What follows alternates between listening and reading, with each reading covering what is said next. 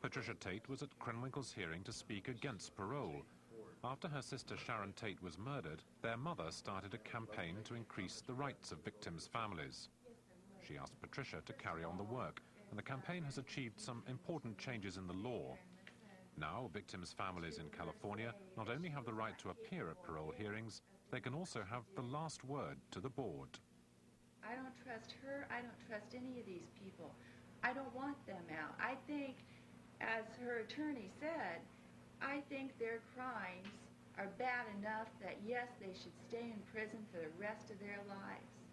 Like my sister will stay in her grave for the rest of time, and her baby, and Abigail Folger. I'm sorry. I remember, you know, I feel like she's lost, like she has no memory of what happened that night and what she did. And she didn't know him. I knew him. I knew Gibby. Does she remember what they looked like? Does she remember when she led my sister down the hallway? What she looked like? She doesn't hardly remember what she did. Did she ever bother to even look at these people? Or she was so bloodthirsty that she just went out and did and was willing to participate, obviously, in everything that she did do? I've seen the pictures of the aftermath of what she did and the rest of these prisoners did to my sister, to Gibby, to Jay, to Wojtek, to the kid out in the car. And there's no face with this story. Well, I remember my sister's face, and I remember her belly that stuck out to here. And nothing can be done about it, absolutely nothing, except for my sister and Gibby and all of them paid with their lives. And I think that she should pay with her life in prison. And there should be no question about it. I get countless letters from people. People are afraid of them. They will always be afraid of them because they were easily led. They were led by Charles Manson. I don't want to take chances that she's going to get out there. I don't care if she's 68 or 102.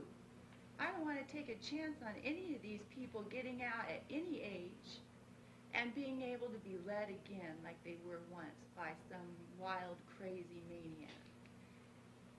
And I think most people out there aren't willing to take that chance either. We don't want to see these people out.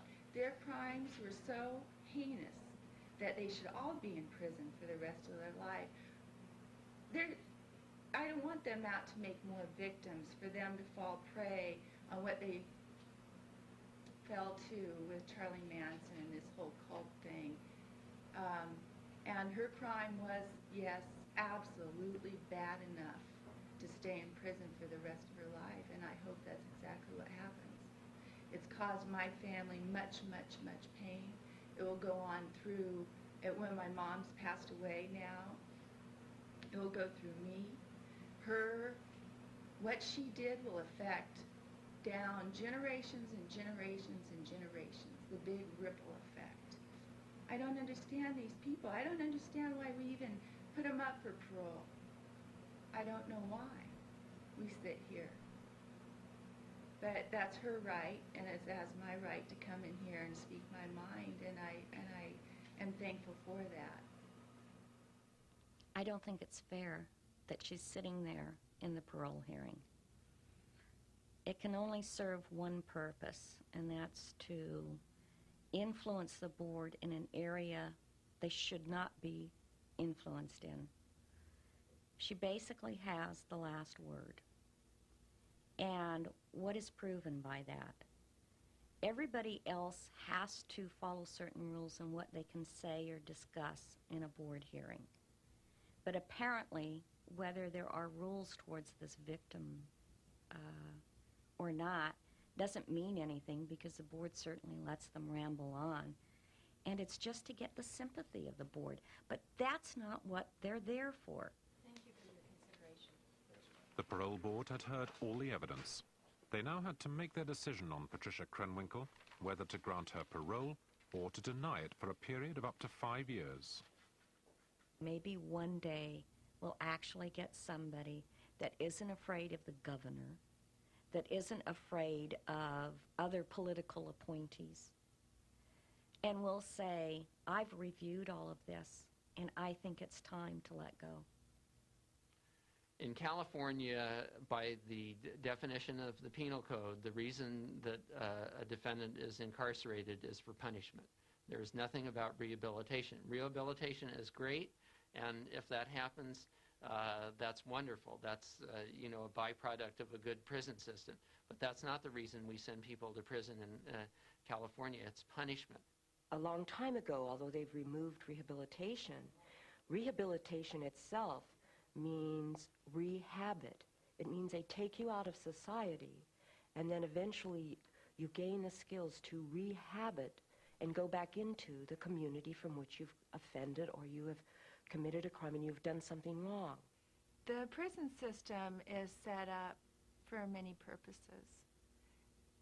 Retribution is one of them, but the biggest issue is safety, isn't it?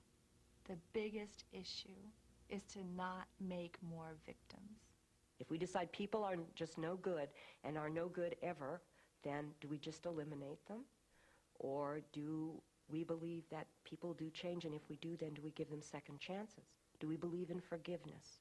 Do we believe in mercy? Do we believe in justice? The parole board called Patricia Krenwinkel back into the hearing.